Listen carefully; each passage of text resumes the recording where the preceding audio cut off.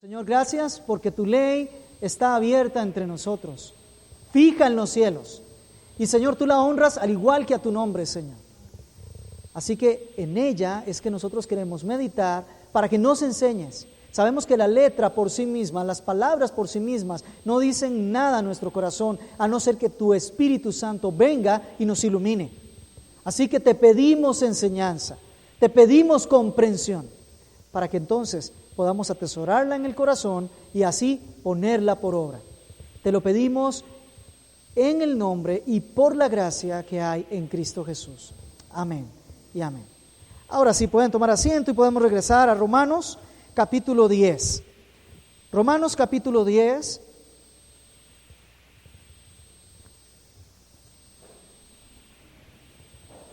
Y vamos a estar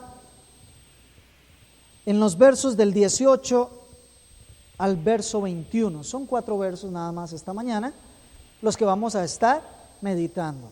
Antes de que podamos leer un poco ahí, yo quiero recordarles que nosotros estamos en el libro de Romanos, en la sección que está en los capítulos del 9 al 11. Y esa sección contiene como un esquema más resumido, como un resumen de lo general que ya venía desarrollando Pablo en los primeros capítulos. Aquí se concentra en algo muy importante. Del 9 al 11 nos permite encontrar un ejemplo de cómo Dios trata con los judíos, cómo ha sido ese trato con los judíos, y nos pone en perspectiva de quién es ese Dios. De ahí nosotros entonces rescatamos los principios de cómo Dios se maneja en términos generales con todo aquel que es contado como su pueblo, teniendo a Israel como una imagen, como un espejo, como un ejemplo, como un testimonio. A partir de ahí entonces nosotros podemos encontrar principios universales. Tal como Dios trata con ellos, encontramos principios universales de cómo trata con nosotros también. Y no debemos de perder de vista que acabamos de pasar el centro del libro de Romanos. En el capítulo 10, en el verso 10, Pablo dice de lo que venimos predicando, la palabra de fe que predicamos. En el verso 9 dice, si confesares con tu boca que Jesús es el Señor y reconocieres en tu corazón que Él le levantó de los muertos, serás salvo. Y el verso 10 expone, porque, aquí viene la razón, con el corazón se cree para justicia, pero con la boca se confiesa para salvación. Con el corazón se cree para llegar a ser justo delante de Dios, ser justificado delante de Dios. Pero con la boca ya se confiesa para algo más que justicia, salvación. Entonces, el centro de la predicación tiene que ver con eso. El evangelio tiene que ver con eso. Ese es el centro de lo que nosotros como creyentes podemos meditar y cimentar. Creer en el Señor y como producto de creer en el Señor, una confesión. Van acompañadas, van juntas, van de la mano. Ahora, hablamos la semana anterior de todo el proceso que Dios lleva a cabo para que la persona crea y pueda confesar para salvación. No obstante, hay un cierre en el verso 17, un verso muy especial y muchas veces mal interpretado, pero dice, así que la fe viene por el oír, y el oír por la palabra de Dios.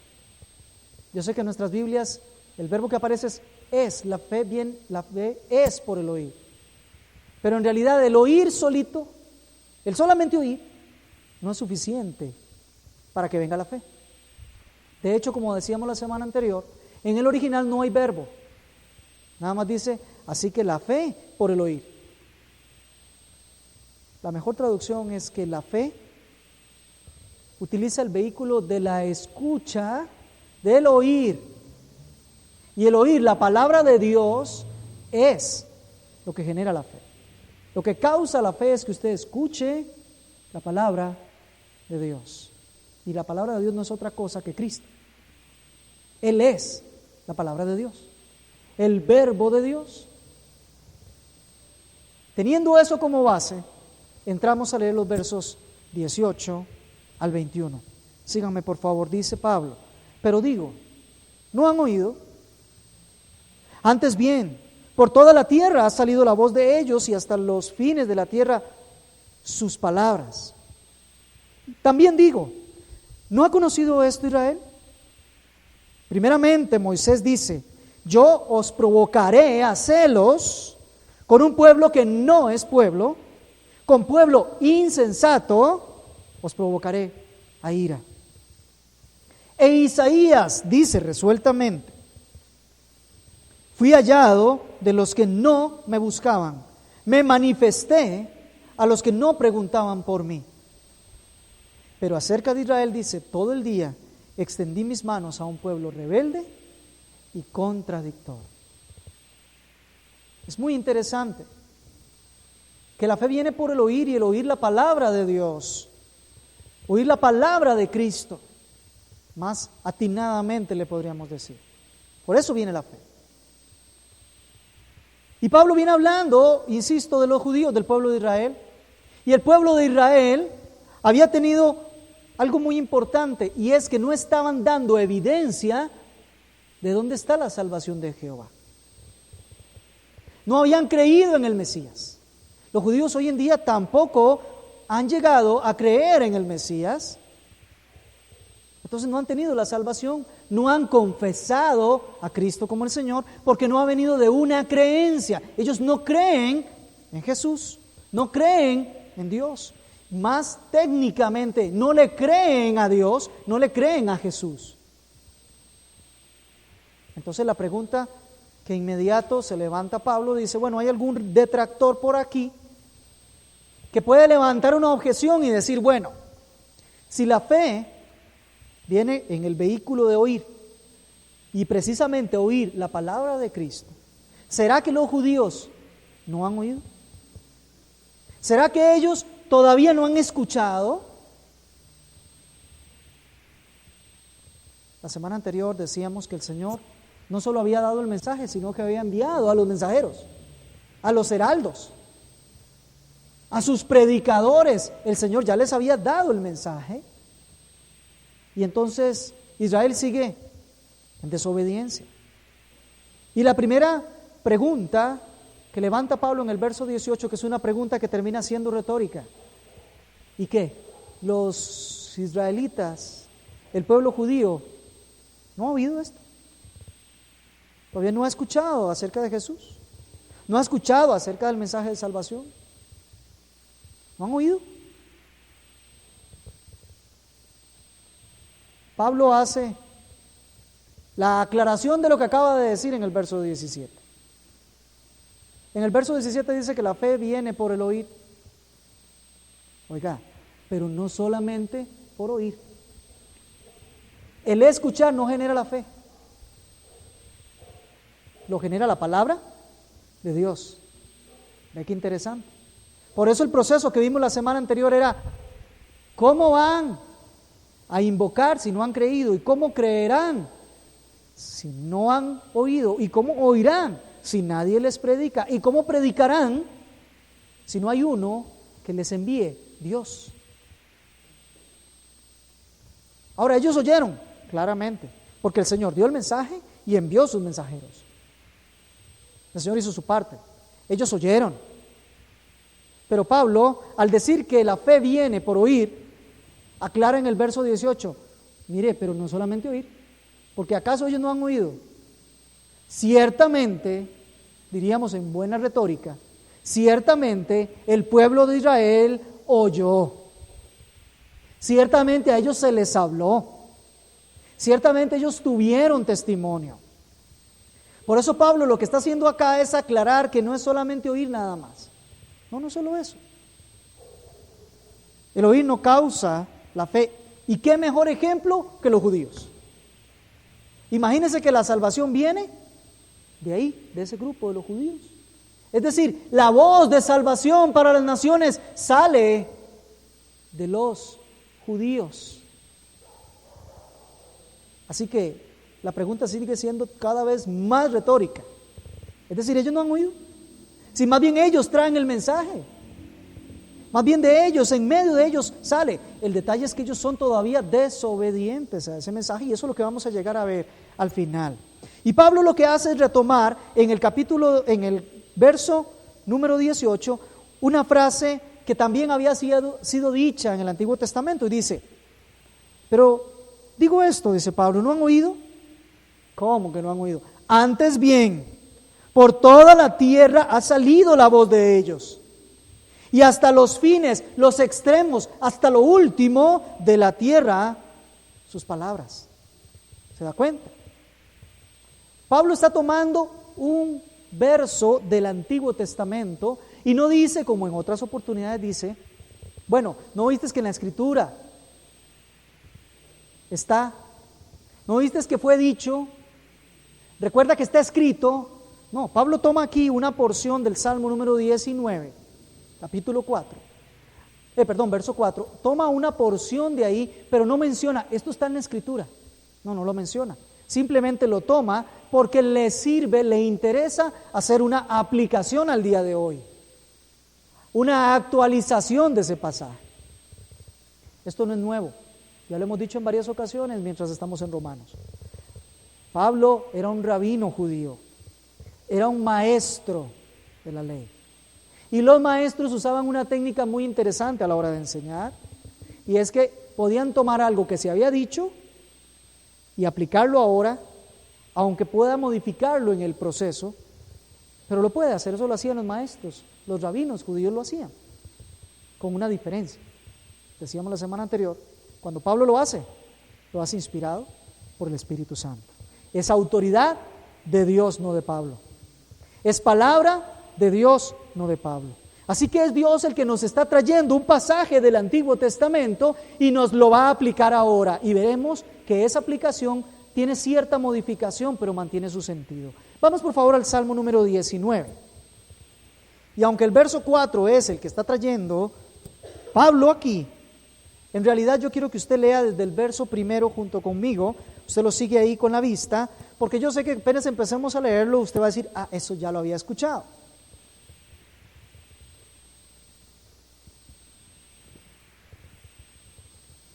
Un salmo de David dice, los cielos cuentan la gloria de Dios y el firmamento anuncia la obra de sus manos. Un día emite palabra a otro día y una noche a otra noche declara sabiduría. No hay lenguaje, ni palabras, ni es oída la voz. Por toda la tierra salió su voz y hasta el extremo del mundo sus palabras. Pablo está tomando este verso. Pero ¿cuál sentido tenía el verso en el Salmo 19? En el Salmo 19 hay una declaración universal. Y dice, los cielos cuentan la gloria de Dios y el firmamento anuncia la obra de sus manos. Las obras que Dios ha hecho, los cielos, la tierra y todo lo que en ellos hay, no son otra cosa más que el testimonio de la gloria de Dios. Es la obra de Dios la que nosotros volvemos a ver y nos topamos con ella y nos gritase todo el día, Dios existe, es poderoso. Cuando vemos el sol dice, Dios es poderoso, véame a mí, aquí estoy. Yo soy una obra de ese Dios. Cuando vemos el agua, nosotros vemos y decimos, este es otro testimonio grande de que Dios existe y es poderoso en obras. ¿No es cierto?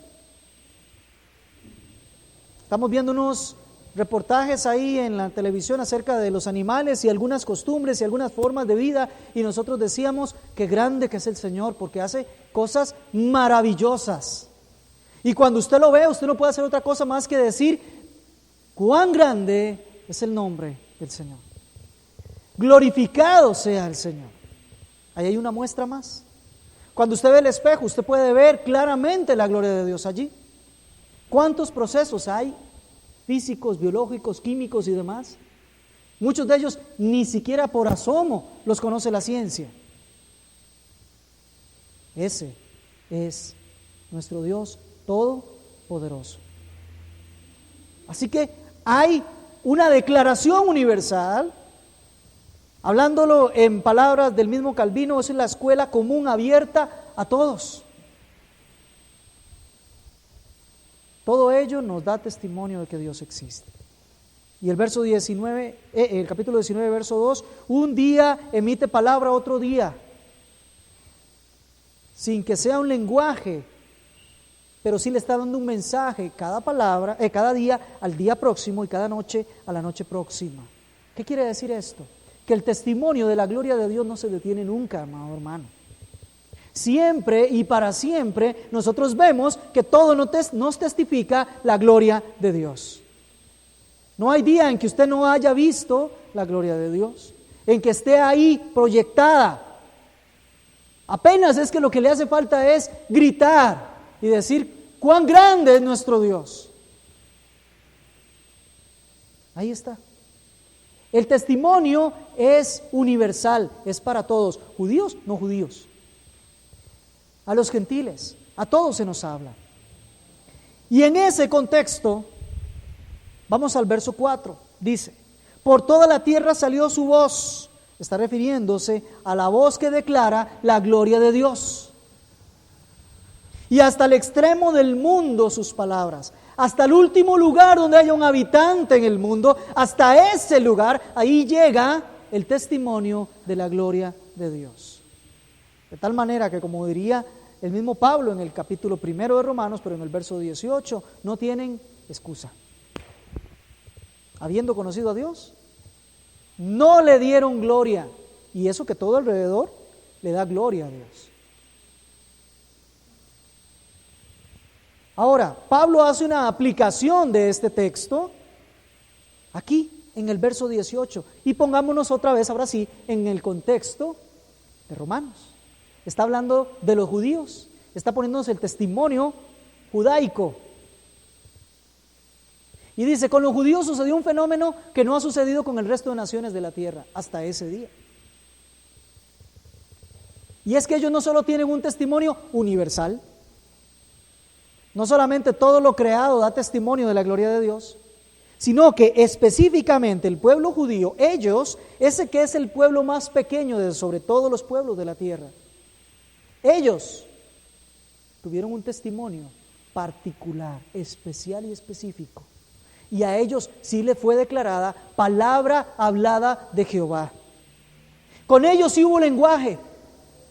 Con ellos sí había una descripción, Dios directamente hablando a ese pueblo, diciendo quién es Él, hablando acerca de su ley, acerca de sus preceptos, acompañándoles día y noche, protegiéndolos en todo momento, siendo el Dios de los escuadrones de Israel. A ellos, mire, ellos tenían algo que no tenían los demás pueblos sobre la tierra. Y dice Pablo, si pudiésemos hacer una aplicación de los dos pasajes, ¿qué resumimos? Resumimos lo que dice el texto. Dice, por toda la tierra ha salido la voz de ellos y hasta los fines de la tierra sus palabras. Ese pueblo, todo ese pueblo judío, no importa donde quiera que se encuentre, ellos tienen el testimonio encima de ellos, sobre ellos, continuamente en ellos. Y hasta lo último de la tierra donde haya un judío siempre escuchó acerca de Jehová. Palpable, con palabras y lenguaje humano. Ya no solamente le da testimonio toda la creación, como lo hace con todos los pueblos, sino que ellos particularmente han recibido una revelación de Jehová propia, especial y específica y directa. Volvemos con la pregunta retórica. ¿Acaso el pueblo judío no ha escuchado acerca de la salvación de Jehová? Mire, dice Pablo, ellos han escuchado la voz siempre, y hasta lo último de la tierra donde ellos han ido, siempre han escuchado al Señor. El testimonio de Jehová les ha acompañado continuamente, no solo por la creación, sino además porque la palabra les ha llegado continuamente. Ellos tenían ese beneficio, ellos tenían eso. Les recuerdo lo que dice el capítulo 9. Vámonos por favor al capítulo 9 y vamos a leer desde el verso 4 en adelante. Dice, acerca de los israelitas, dice, son israelitas de los cuales son la adopción, la gloria. Mire, primero Dios los adoptó y les dijo, ustedes el pueblo más pequeño entre la tierra, ustedes son mi pueblo. Dios los adoptó. Dice, la gloria, hizo descender su gloria sobre ellos. Ahí en el tabernáculo de reunión, allí en el lugar santísimo, allí justamente en el arca del testimonio, ahí la gloria de Dios. Dice el pacto. El Señor hizo un pacto con Abraham. Y muchos pactos más. La promulgación de la ley, mire, Moisés bajó con la ley. El culto y las promesas, lea usted todo lo que dice Deuteronomio para que se dé cuenta del culto y las promesas. De quienes son los patriarcas, Abraham, Isaac, Jacob. Mire, de los cuales según la carne incluso el Mesías salió de allí, que es Dios. Según la carne es hombre, pero es Dios. Este pueblo tenía el testimonio en medio de ellos. Así que sí habían oído. Ellos sí oyeron la palabra de Jehová. Ellos sí oyeron el testimonio de Jehová.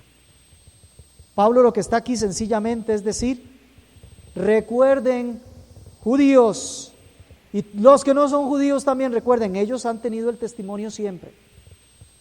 Deuteronomio 4, 7 y 8, el mismo Dios hablando entre ellos dice, porque qué nación grande hay que tenga dioses tan cercanos a ellos como lo está Jehová, nuestro Dios, en todo cuanto le pedimos. Mire, el Señor, Dios, Jehová, estaba cerca de su nación. ¿Recuerdan cuán cerca estaba? Cuando caminaban en el desierto, ¿recuerdan cuán cerca estuvo? ¿Y qué nación grande hay que tenga estatutos y juicios justos, como es toda esta ley que yo pongo hoy delante de vosotros? Y el Señor no se guarda de ninguna manera, no se reserva ninguna posibilidad de enseñanza. ¿Qué nación grande hay que tenga dioses cercanos como yo con ustedes y que tenga leyes justas como las que yo les doy? ¿Y por qué dice qué nación grande? Porque resulta que ustedes judíos son una nación insignificante entre las naciones de la tierra. Y ni aún las naciones más poderosas y grandes en la tierra tienen un Dios como el que ustedes tienen. Así de cercano estaba Dios. Ellos oían la voz de Jehová. ¿Puede creer que ese pueblo oía la voz de Jehová? Cuando Moisés subía a hablar con el Señor, dice que todo era un gran estruendo y ellos oían cuando Jehová estaba hablando con Moisés. Y no se acercaban al lugar santísimo. ¿Qué nación esta, verdad? ¿Qué pueblo este de los judíos?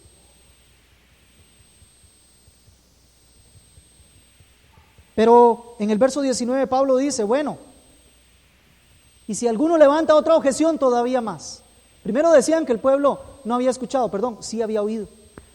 Ahí estaba el testimonio, profeta tras profeta, rey tras rey, patriarca tras patriarca, tabla tras tabla, mandamiento tras mandamiento. Ahí estaba el Señor hablándoles. Pero dice, también digo, ¿no ha conocido esto Israel?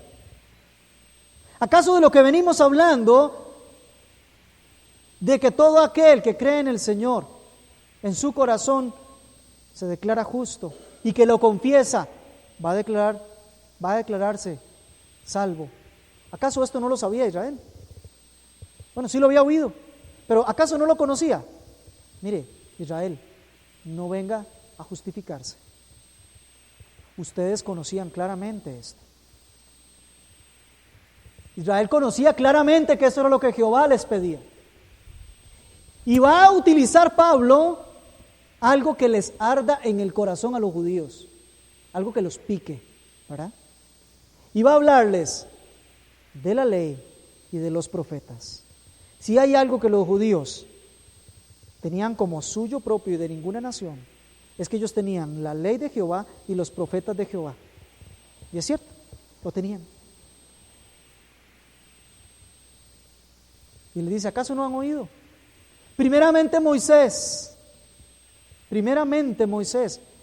es el representante de la ley de Jehová, porque él recibió la ley de Jehová. Dice, primeramente, Moisés dice, yo os provocaré a celos con un pueblo que no es pueblo, con pueblo insensato os provocaré a ira. Y aprovechemos, hablemos ahora y ya regresamos. E Isaías dice resueltamente, entonces ahora todos los profetas simbolizados en Isaías, dice resueltamente, fui hallado de los que no me buscaban, me manifesté a los que no preguntaban por mí. O sea, Israel, de lo que venimos hablando, de la salvación de Jehová, por una confesión que nace de un corazón que creyó en Cristo, de eso ustedes no pueden decir ni que habían oído, ni que conocían de qué se trataba. Porque tanto la ley se los decía en Moisés, como los profetas se lo decían en Isaías. Pero ¿qué fue lo que Dios les dijo? La pregunta es, ¿qué les dijo Dios? Bueno, a través de Moisés, en el capítulo 32 y en el verso 21 de Deuteronomio, el Señor les dice, yo les voy a provocar a celos con un pueblo que no es pueblo. Y no solo eso, los voy a provocar a ira con un pueblo que no entiende. Vamos a ver, desmenucemos eso un poco. ¿De qué está hablando el Señor? El capítulo 32 es el cántico de Moisés. Cuando ya Moisés, 2 capítulos después, fallece, muere. Él está ya viejito y se levanta y comienza a hablarle al pueblo de Israel como haciendo un gran resumen de lo que les puede dejar como una máxima enseñanza. Incluso se atreve Moisés a dar a cada una de las tribus también consejo directamente. Pero al pueblo en general comienza a decirles, el Señor nos ha sacado con mano poderosa, Dios es grande y poderoso y fuerte, y nos ha dado sus testimonios. Pero, y ahí es donde viene el grave problema, vamos a leer el verso 17 en adelante. Veamos lo que hizo el pueblo, no lo que hizo Dios, lo que hizo el pueblo. Capítulo 32 de Deuteronomio y verso 17. Sacrificaban a los demonios. Eso hacía el pueblo de Dios. Sacrificaba a los demonios y no a Dios. A dioses ajenos que no han conocido, a nuevos dioses venidos de cerca, que no habían temido vuestros padres. ¿Sabe qué hicieron ustedes? En vez de temer a Jehová y de rendirle honor y sacrificio y alabanza y adoración a Él, empezaron a rendirle sacrificio a demonios, a dioses que ni siquiera sus padres algún día se imaginaron que iban a existir. Sigamos. De la roca que te creó, te olvidaste. No sé si ustedes se acuerdan que justo al pie del Sinaí, el pueblo de Dios, el escogido de Dios, hizo un becerro y comenzó a proclamar, tú eres el Dios que nos sacaste de la tierra de Egipto. Te has olvidado de Dios, tu Creador. Y lo vio Jehová y se encendió en ira por el menosprecio de sus hijos y de sus hijas. Y dijo, esconderé de ellos mi rostro, veré cuál será su fin, porque son una generación perversa, hijos infieles. Verso 21, perdón. Y ellos me movieron a celos con lo que no es Dios, y me provocaron a ira con sus ídolos. También yo los moveré a celos con un pueblo que no es pueblo. Los provocaré a ira con una nación insensata. ¿Por qué Dios le trae esa dosis? Y se lo anuncia. Mire cuánto tiempo antes, estamos hablando de Deuteronomio, estamos hablando de la escritura del Pentateuco. ¿Cuánto pasó para que viniera el Mesías y se cumpliera todo eso? ¿Cuánta misericordia tuvo Jehová para que el pueblo reconociera que ese es su Dios? Y Jehová dice, ustedes, pueblo de Israel, adoraron lo que no es Dios. Ídolos de madera, de cera, de oro, de plata, de bronce. Es más, ustedes se adoraron a ustedes mismos. Otra vez, capítulo 1, verso 18 en adelante de Romanos. Cambiaron la gloria de Dios por la gloria del hombre. Eterna lucha, sigue estando. Y ese pueblo fue tan infiel que fue a buscar a algo que no fuera Dios para adorarlo. Y provocaron la ira de Dios porque no quisieron entender. Eso es lo que les dice Isaías. Eso es lo que les dice Dios. Entonces Dios, ¿qué dice? Muy bien, yo voy a hacer algo. Ustedes, en vez de adorar al Dios verdadero, buscaron un no Dios. Entonces ustedes que son mi pueblo escogido, los voy a dejar y voy a buscar un no pueblo. Vea el verso 19. Dice, yo os provocaré a celos con un pueblo que no es pueblo. Y es más, voy a buscarme nación insensata y la voy a escoger para mí, para provocarlos a ira a ustedes, judíos infieles. Jehová temporalmente quita su mirada a su pueblo, los deja. Es más, leímos en Deuteronomio 32, dice Jehová, veré a ver cuál es la suerte que les toca en esta vida ahora que están sin mí.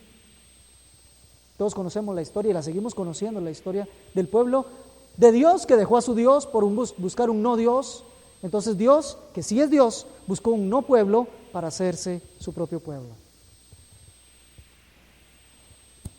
Y a esta referencia cabe mencionar, porque el Señor dice, os provocaré a celos con un no pueblo o con un grupo que no es un pueblo.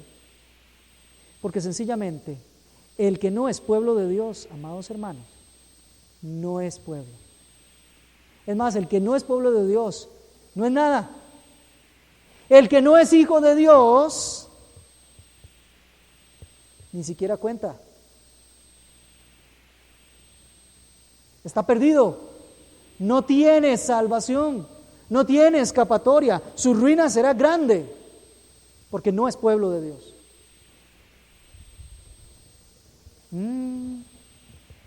Y con un no pueblo quiere decir el Señor que puede escoger de los que no son el pueblo israelita. Eso hizo Dios. No hizo otra cosa más que eso.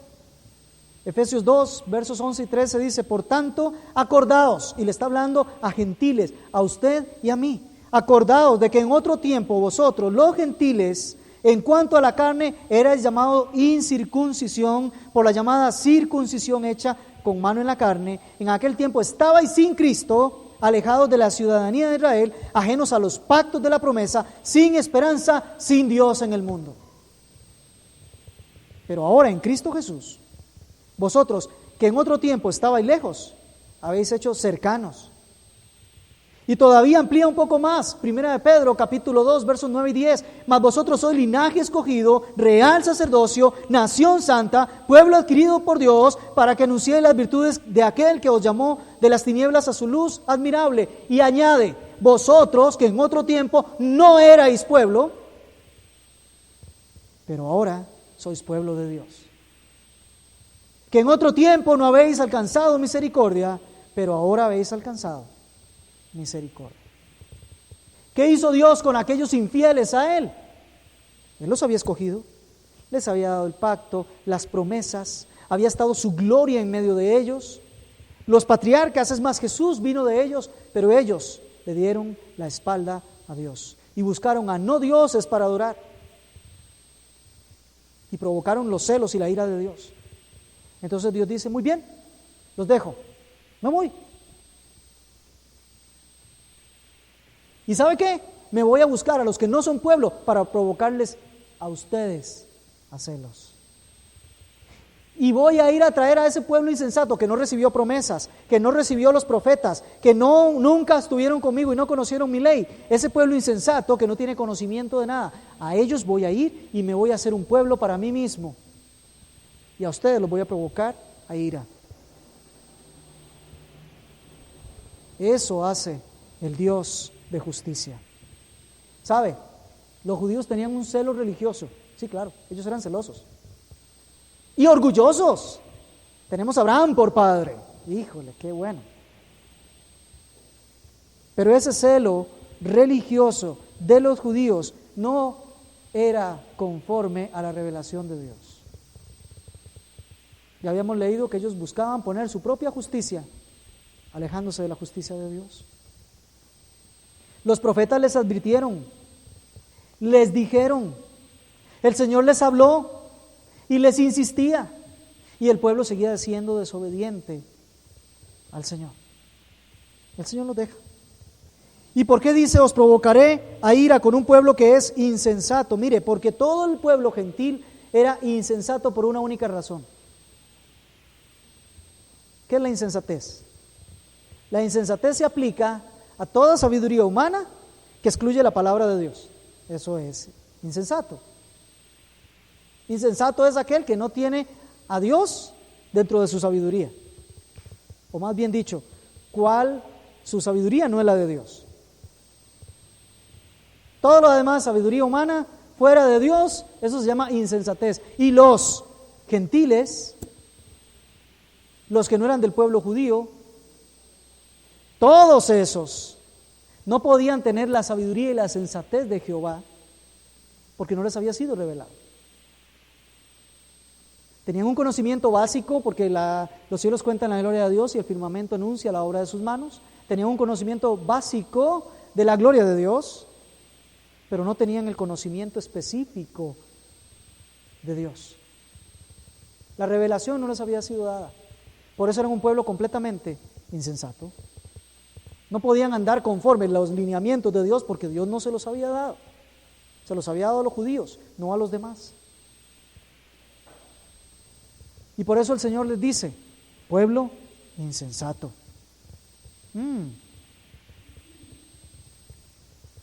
A esos que nunca habían oído de Dios, porque el pueblo judío sí había oído continuamente, a esos Él se les revela. Colosenses 1, 5 y 6 dice, a causa de la esperanza que os está guardada en los cielos, de la cual ya habéis oído por la palabra verdadera del Evangelio. ¿Cómo oyeron los demás? Por la palabra verdadera del Evangelio, por la predicación del Evangelio. Por eso los demás pueblos hemos oído que ha llegado hasta vosotros y a todo el fin del mundo, y lleva fruto y crece entre vosotros desde el día que oísteis y conocisteis la gracia de Dios en verdad.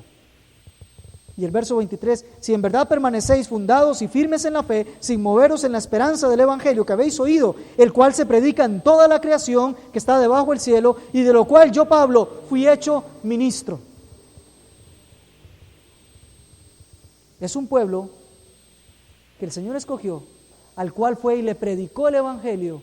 Pablo, el ministro, a los gentiles, les predicó el Evangelio para que fueran incluidos dentro de la promesa, para que recibieran la bendición de la justificación, de la salvación, del perdón de pecados y todas las grandes bendiciones que nos dice el mismo Efesios a partir del verso 3 del capítulo 1. Toda herencia de bendición espiritual. Ahora ustedes han llegado a conocer eso. Ahora ustedes, es su tiempo. Y en Apocalipsis se nos narra que todo pueblo, tribu y nación tiene representantes delante de la presencia de Dios. Es un pueblo eterno que le glorifica y le exalta, en donde yo espero, amado hermano, amada hermana, que usted y yo estemos presentes. Esos, nosotros, los insensatos. ¿Y por qué Israel no quiso creer? Ya salimos de la duda. ¿Oyeron? Sí, oyeron. ¿Conocieron? Sí, conocían. ¿Por qué Israel no fue salvo? ¿Por qué no quieren creer? Porque son desobedientes y porque se están yendo al infierno continuamente por su propia desobediencia. Vea el favor de Jehová para con ellos, la extensión de su revelación con ellos. Y el Señor tiene que hacer algo impensado, humanamente incalculado. Él dice, los dejo. Ahora me voy a enfocar a las otras ovejas que no son de este redil y voy a ir a ellas para que haya un pastor, para que les pastoree, para que les predique, para que les enseñe, para que tengan salvación. Así son enviados. Y como son enviados, hay predicación. Y como hay predicación, oyen al Señor. Y como oyen al Señor, creen en el Señor. Y como creen en el Señor, le invocan. Y como le invocan, todo el que invocar el nombre del Señor será salvo. ¿Se da cuenta cómo funciona? Pero no para ahí. Esta exposición que Pablo nos está haciendo nos envía también al verso 20. Dice, no solo en la ley, ya yo les había dicho que les iba a provocar a celos por su propia actitud, por infidelidad suya, sino que los profetas han declarado esto mismo. Isaías dice resueltamente, fui hallado de los que no me buscaban y me manifesté a los que no preguntaban por mí. Isaías 65, versos 1 y 2. Isaías dice que Dios hizo algo tremendamente extraño, algo raro. Dice que fue hallado por un pueblo, por un grupo, por gente que no le buscó. Revisaba un poco en el original y resulta que en el original la palabra hallado, de fui hallado, es hallado. ¿Ve? No cambia. Entonces me di a la tarea de revisar la palabra hallado en el diccionario de la Real Academia, que es pues el regente en términos humanos de la correcta interpretación de las palabras. Y resulta que una de las acepciones de ser hallado es aquello, o hallar, es aquella acción en donde yo me topo con algo que no estaba buscando. Para toparme con lo que ando buscando, la palabra correcta es encontrar. Pero hallar es como cuando usted estaba barriendo la casa y de pronto movió un mueble y se encontró algo ahí, halló algo ahí. ¿Ve? Eso es un hallazgo.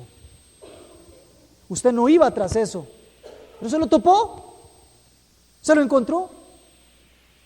Vas para San José, en el camino vas manejando el carro y en eso ves un amigo ahí. Usted no lo andaba buscando, pero lo halló.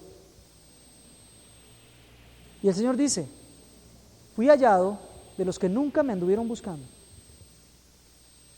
Mire, todo el pueblo gentil, los no judíos, los no pueblo, no andaban buscando a Dios, nunca. No podían buscar a Dios porque ni le conocían ni habían escuchado de Él. Pero Dios le place ser hallado. A Dios le encanta que lo hallen. Eso le fascina a Dios. Fui hallado ¿de quiénes? De los que no me buscaban. Porque el pueblo de Israel andaba buscando al Señor, pero como dijimos la otra vez, por sus propias rutas, por su propia justicia, por sus propios caminos. Y cuanto más lo busca usted al Señor por sus propios caminos, más se aleja del Señor.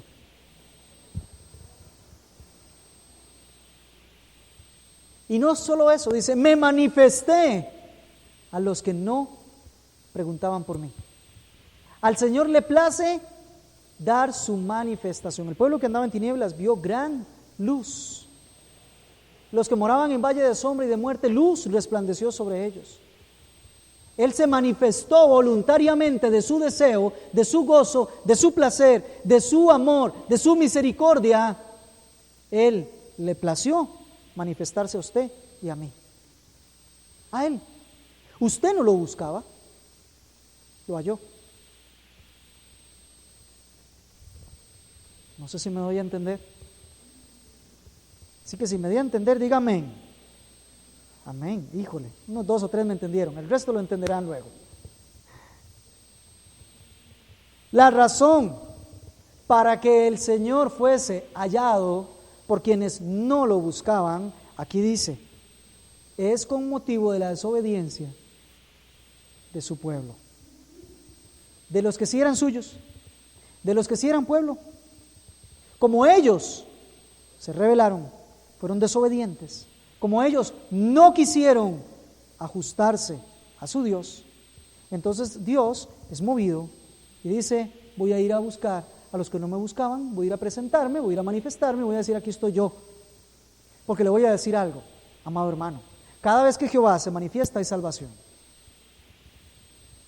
Otra vez reitero, cada vez que Jehová se manifiesta hay salvación. No puede ser otra cosa, porque Jehová es salvación. Cada vez que Jehová se manifiesta hay vida, porque Jehová es vida.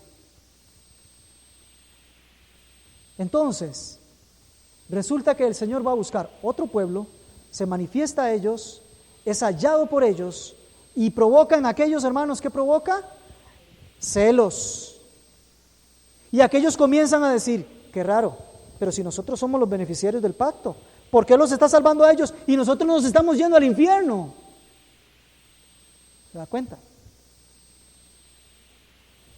Y los provoca a ira.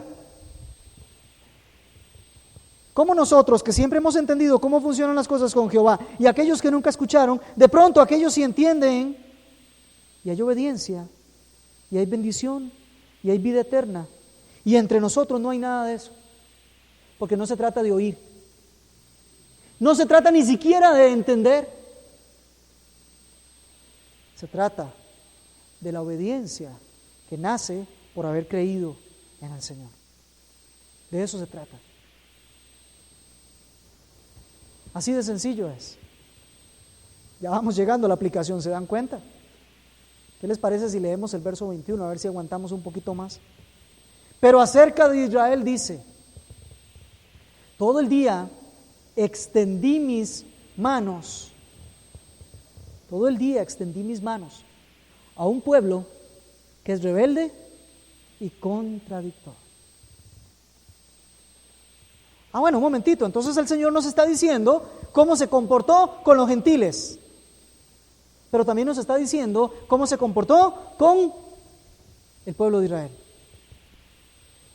Recapitulemos, el pueblo de Israel, ¿qué hizo? Desobedeció, oyó, entendió, tenía el testimonio, no quiso obedecer, no creyó, rechazaron al Mesías, salió de ellos, pero rechazaron, esa es la realidad. Así se comporta Israel. El Señor se va al pueblo gentil, salva y demás, pero un momentito, ¿y qué hace con Israel? ¿Cómo lo trata? Miren, si hay algo que caracteriza a Dios, es su misericordia. Y más que su misericordia, su benignidad. Y más que su benignidad, su benevolencia, su benignidad. Todo el día extendí mis manos a un pueblo rebelde y contradictor.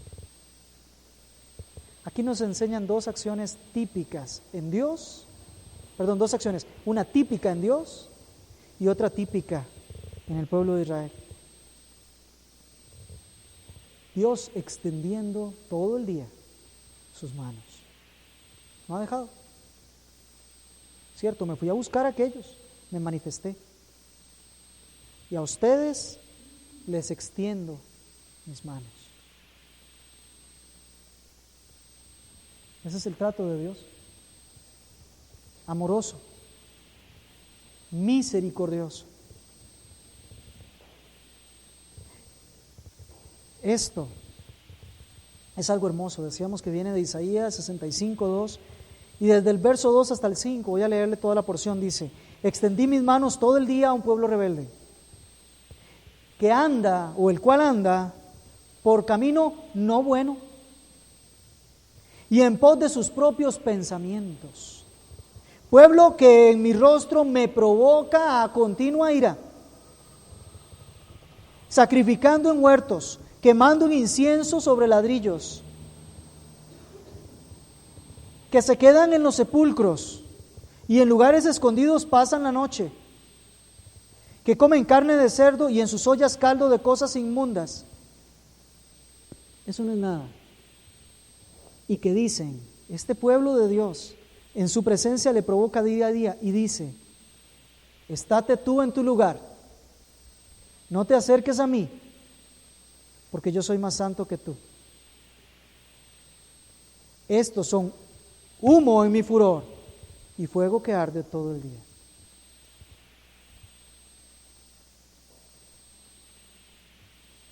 Mire, hay una frase que Pablo nos decía la semana anterior cuando estábamos escuchando a Daniel: cosas que ni entre los gentiles se oyen, hacen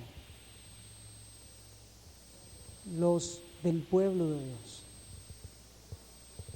¿Puede creer que el pueblo de Dios se detenga en la presencia de Dios y le diga: quédese usted ahí, yo me voy a quedar aquí porque yo soy más santo que usted.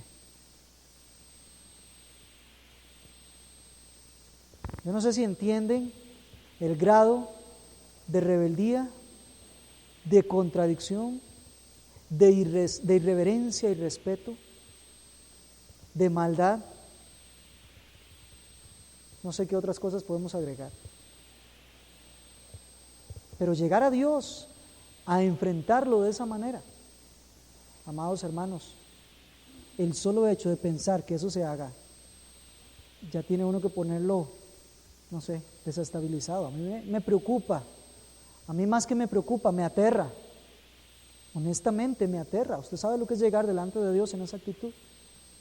Pues eso estaban haciendo los judíos insensatos, rebeldes, contradictores, desobedientes, malos, importunando en la propia presencia de Dios.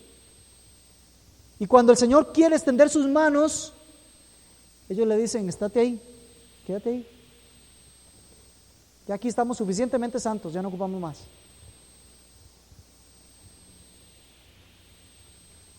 Ahora, de poco valdría que nosotros recibiéramos el testimonio de los judíos sin que nosotros lo lleváramos a una aplicación práctica. Poco hay en que nos asombremos con que los judíos se comporten así delante de Dios si no revisamos si nuestro comportamiento no es exactamente el mismo delante de Dios. Antes no éramos pueblo, ahora somos pueblo. También somos rebeldes y contradictores. La rebeldía tiene que ver con desobediencia. El que desobedece está siendo rebelde. Se le está dando directrices, no las obedece, es rebeldía. Pero si fuese solo rebeldía suficiente, aquí estamos hablando de contradictor, o sea, que me estoy moviendo en contra de aquel que me está dando las órdenes. Estoy contradiciendo, estoy contraviniendo. El grado máximo de la desobediencia o rebeldía. Por ahí comenzamos, es lo mismo. Desobediencia, un grado más grave, es rebeldía y más grave. Llegamos a contradecir. ¿Sabe qué le dice el pueblo judío al Señor? Tu Mesías no lo necesitamos. No ocupamos. Esa sangre y esa entrega no, eso no lo ocupamos. Esperamos a que venga el Mesías, ese Redentor, ¿verdad? Que viene en su caballo blanco. Ese otro no. ¿Qué le están diciendo al Señor? En su propia presencia le están diciendo, ya somos suficientemente santos y justos nosotros, no ocupamos a su Mesías. Quédate ahí donde estás. Cuidado, amado hermano, en usted, cuidado en mí. También nosotros estamos siendo rebeldes y contradictores.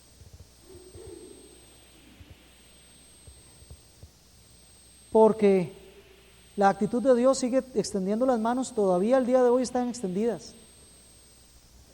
Y eso no es otra cosa que una muestra de que extiendo las manos para que aquel que se quiera agarrar lo pueda hacer. Eso no es otra cosa más que eso. Y cuando se extienden las manos, el rebelde y contradictor le dice, Señor, hazte para atrás, no necesito de lo tuyo.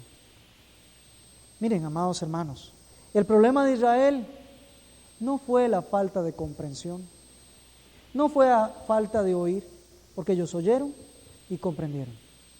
Les fue anunciado, les fue dicho, no sé, infinidad cantidad de veces. Las palabras de Jesús con respecto a Israel fueron, ¿cuántas veces quise juntaros como la gallina recoge a sus pollitos y no quisiste? ¿Sabe? Jesús habló en una parábola y dijo, había un señor que tenía una viña, plantó su viña, la dejó a cargo de obreros y se fue. Al tiempo envió un designado, un siervo suyo, para revisar su viña, para ver cómo están las cosas, para que le entreguen cuentas. Y aquellos labradores a los cuales les había sido encomendada su viña, mataron al siervo. Y mandó otro y mataron al otro. Y después el dueño y señor de la viña mandó a su propio hijo. Y aquellos labradores malvados también mataron a su hijo. Y pregunta a Jesús y les dice, díganme una cosa, ¿qué debe de hacer ese señor dueño de esa viña? Y los mismos judíos, hombres infieles, corruptos, hombres en los que no mora la justicia, le dicen, ese señor tendrá que quitar a esos de ahí, a esos labradores malvados, y le va a dar entonces su viña a otros. Le dice el Señor, ahora entiendes cómo funciona el reino de los cielos. Y para nosotros, amados hermanos, es igual. El Señor nos ha puesto sobre su viña. Y sucede algo muy interesante. Si nosotros seguimos matando y apedreando a los que nos son enviados, el Señor nos quita de su viña y pone a otros. Aplica igual para gentiles. ¿Se da cuenta dónde está el principio universal? A partir de la enseñanza a los judíos, extraemos el principio aplicable. Conclusión número 1. Israel no se extravió por falta de entendimiento, por falta de comprensión. Ese no fue el motivo. En resumen, se extravió por su propia desobediencia, su rebeldía, su contradicción. El capítulo 9 vimos cómo el Señor en su soberanía escoge un pueblo. En el capítulo 10 vimos cómo el hombre en su responsabilidad humana se alejó de la elección de Dios. Pero al igual que los israelitas, ya hoy usted oyó, ya hoy usted conoció. La pregunta es, ¿cómo va a tratarle a usted el Señor? Si usted es desobediente, si usted es rebelde a la voz del Señor, ya sabe cómo el Señor le va a tratar. Ya lo retrató con los judíos. Por el contrario, todo aquel que de corazón, Jeremías 29:13, me busque, ese sí me va a hallar. Hoy es el día, las manos están extendidas. Todavía el Señor quiere, desea que nos arrepintamos, que vengamos a Él realmente y que seamos obedientes a su forma, a su propósito, a su plan, a la manera que Él lo determinó. ¿Y sabe cuál es la manera que Él lo determinó? Que todo aquel que crea en su corazón que Jesús es Señor, que lo confiese, será salvo. Hoy es el tiempo, hoy es el día. ¿Qué le parece si nos ponemos de pie para terminar en esta mañana? Primeramente agradeciendo la bondad de Jehová, su longanimidad para con nosotros, dándonos su palabra. Señor, inmerecedores completamente de tu maravilla, de tu palabra. Nos hace temblar, Señor, porque así son tus juicios, fieles y verdaderos, justos. Y nosotros, Señor, hemos oído. Hemos visto como en el ejemplo de los judíos, Señor, cuando fueron rebeldes y no se quisieron ajustar a tus palabras, Señor, tú sencillamente escoges otro pueblo de los que no son tu pueblo y te manifiestas a otros. Oh Señor, no permitas, por favor, oh Dios, que hoy salgamos de aquí con rebeldía, con desobediencia, con contradicción a ti. Como oraba mi hermana Daisy, Señor, que tu verdad sea la que se sostenga y la que abracemos, pese a que a ella nos golpea. Pero sabemos que cuando nos golpea, el dolor es pasajero, pero la recompensa es eterna, Señor. Dios, hoy queremos confesarte como nuestro Señor. Y para ello confesamos nuestro pecado de desobediencia, de rebeldía. Y confesamos que tenemos gran necesidad de ti. Confesamos que tú eres el Señor para gloria de Dios Padre, oh Jesús, y que tu sacrificio es lo único que nos garantiza la entrada al cielo. Que no haya en nosotros obra alguna ni justicia alguna que nos permita cambiar el plan de redención que ya tú estableciste. Nos ajustamos a Él, rompemos todo lo que hemos creído, desbaratamos nuestros sueños, dejamos todo de lado y hoy, otra vez, Señor, queremos iniciar contigo. Que se haga una vez más una realidad en nosotros, que tú como alfarero, al ver que una de tus creaciones no resistió, tú lo vuelves a destruir para volverlo a formar, porque extendidas tienes tus manos a nosotros. Ayúdanos, Señor, a que si en esta mañana hay alguno que todavía no ha escuchado tu palabra y no te ha escuchado a ti, Señor, tú tengas la misericordia y la gracia de alcanzarle por medio de la predicación. Y los que ya lo hemos alcanzado, tú nos mantengas firmes para que desarraigues de nosotros, oh Señor, toda inmundicia, toda revelación de nuestra cara delante de ti, y que cuando tú extiendas las manos sepamos más bien, lejos de decirte ya no más bien decirte por favor, Señor, un poco más de ti para nosotros. Así lo anhelamos, así lo queremos, en el nombre de Jesús y para tu gloria.